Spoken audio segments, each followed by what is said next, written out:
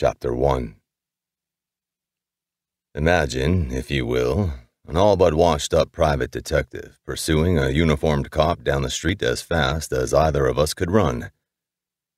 Yeah, we were a sight. Not that it mattered to anyone. In the Windy City, like any other metropolis, with 1 million people passing at any given time, few bothered to look, and nobody put in a hand.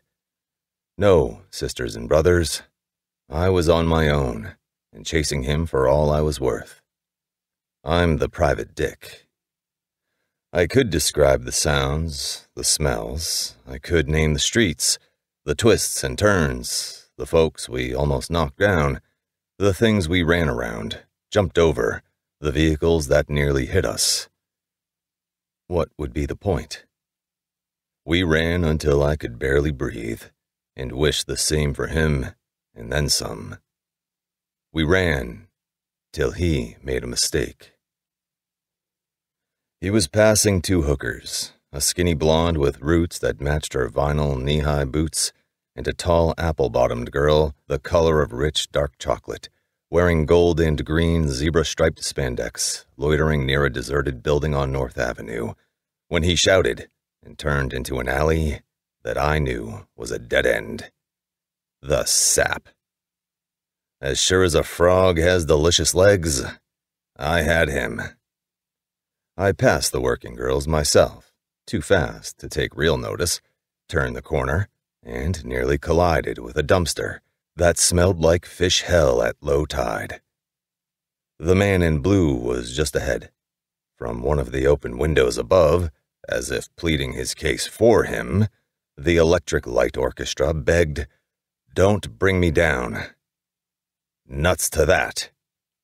Sucking wind, my heart ready to explode, I leapt and landed on his back.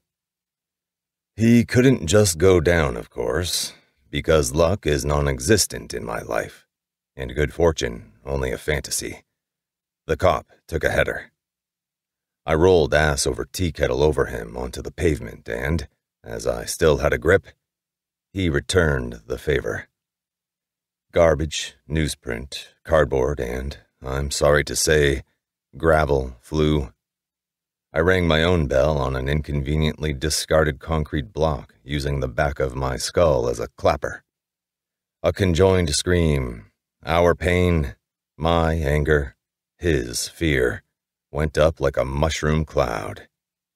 Before the noise and dust settled, and despite my blurred vision and bleeding road rash, I scrambled to my feet. He did too. Then he went for the holstered gun on his hip.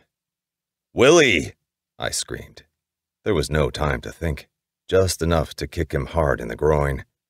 He collapsed like a marionette with cut strings and rocked on the ground in a fetal position. "No guns, Willie. Ever!" I barked. "I hate guns!" Then, and only then, did they show up. By they, I mean Detective Lieutenant Frank Wenders and his sidekick, Detective Dave Mason. 2 more frauds passing themselves off as real cops. These paid by the city. Wenders, a few years short of retirement but ages past his sell-by date, belonged in New Orleans rather than Chicago. He was made for Mardi Gras. For him, every day was Fat Tuesday, and he could chomp a king cake whole and never taste the baby Jesus. His shadow outweighed his partner. Speaking of which, Mason, who was too young for his promotion out of patrol, had not failed to make the worst of it. In no time at all, he'd become every bit the jerk Wenders was, only stupider. Together, they were always a day late and a dollar short, 2 scabs constantly picking at me. "You all right, Blake?" Wenders asked. I thought I was breathless. He was huffing like a paint junkie. I nodded. Okay, I was winded myself. Between gasps, I pointed at the little man in blue, still suffering on the alley floor, and told the city boys, "For a sawbuck, tell you where he got the uniform. He looks better than your guys."